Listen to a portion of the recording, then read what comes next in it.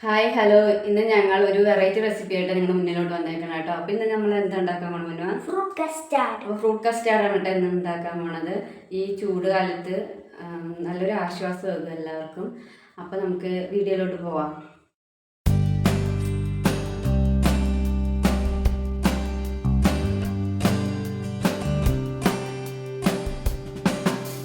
ഞാനൊരു ബൗൾ എടുത്തിട്ടുണ്ട്. അതിലേക്ക് 3 ടീസ്പൂണോളം കസ്റ്റാർഡ് പൗഡർ ഇട്ട് കൊടുക്കുന്നുണ്ട്.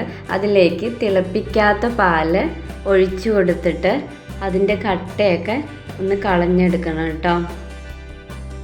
നന്നായി ഒന്ന് മിക്സ് ചെയ്തെടുക്കണം.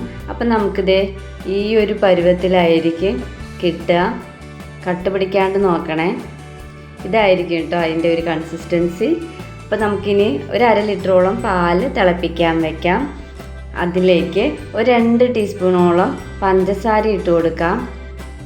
ഞാൻ ഇതിൽ നിന്നാണ് കേട്ടോ നമ്മുടെ കസ്റ്റാർഡ് പൗഡർ മിക്സ് ചെയ്യാൻ വേണ്ടിയുള്ള പാലെടുത്തത്. ബാലൻസാണ് ഞാൻ തിളപ്പിക്കാൻ എടുത്തത് കേട്ടോ. അപ്പോൾ നമ്മുടെ പാല് നന്നായി തിളച്ച് വന്നിട്ടുണ്ട്. നമുക്ക് സിമ്മിലിട്ട് കൊടുക്കാം. ഈ പാലിലേക്ക് നമ്മൾ കസ്റ്റാർഡ് മിക്സ് കുറച്ചേശ്ശെ ഒഴിച്ച് കൊടുക്കാം. കൈവിടാതെ ഇളക്കി കൊടുക്കണം കേട്ടോ. ഞാനിപ്പോൾ സിമ്മിലാണ് ഇട്ടേക്കണത്. കുറച്ച് നേരം കഴിയുമ്പോൾ അത് മീഡിയത്തിൽ ഇട്ടാലും കുഴപ്പമില്ല. പക്ഷെ കൈവിടാതെ ഇളക്കിയില്ലെങ്കിൽ അടി പിടിക്കാൻ ചാൻസ് ഉണ്ട്.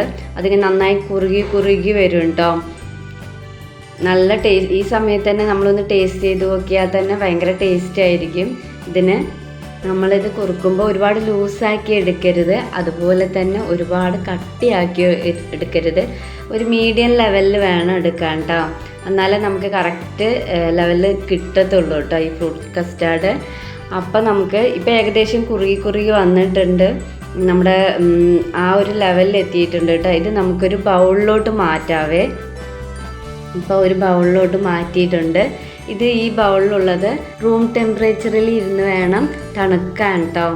റൂം ടെമ്പറേച്ചറിൽ ഇരുന്ന് തണുത്ത ശേഷം മാത്രമേ നമുക്ക് 1 മണിക്കൂറോളം നമ്മുടെ ഫ്രിഡ്ജിൽ തണുക്കാൻ വെക്കണം.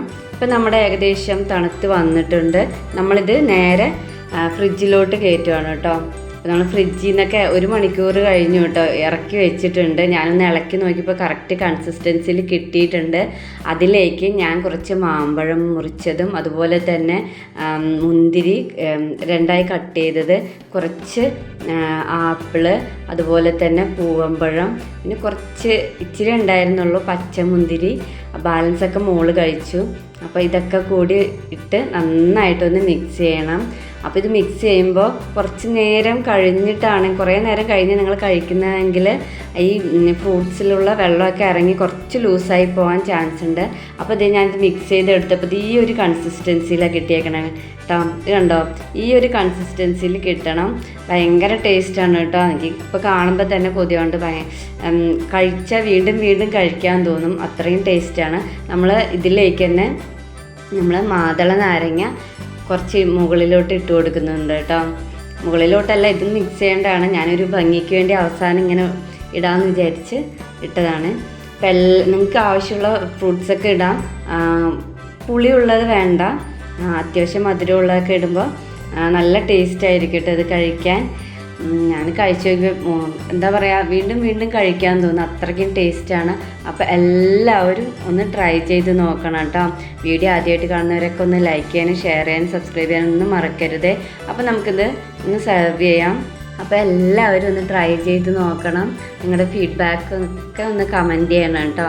അപ്പോൾ ഇത്രയൊക്കെ ഉള്ളൂ വീഡിയോ ഇഷ്ടപ്പെട്ടാൽ എല്ലാവരും ഒന്ന് സപ്പോർട്ട് ചെയ്യണേ. അപ്പോൾ നെക്സ്റ്റ് വീഡിയോയിലൂടെ നമുക്ക് കാണാം. അപ്പോൾ അതുവരേക്കും ബൈ.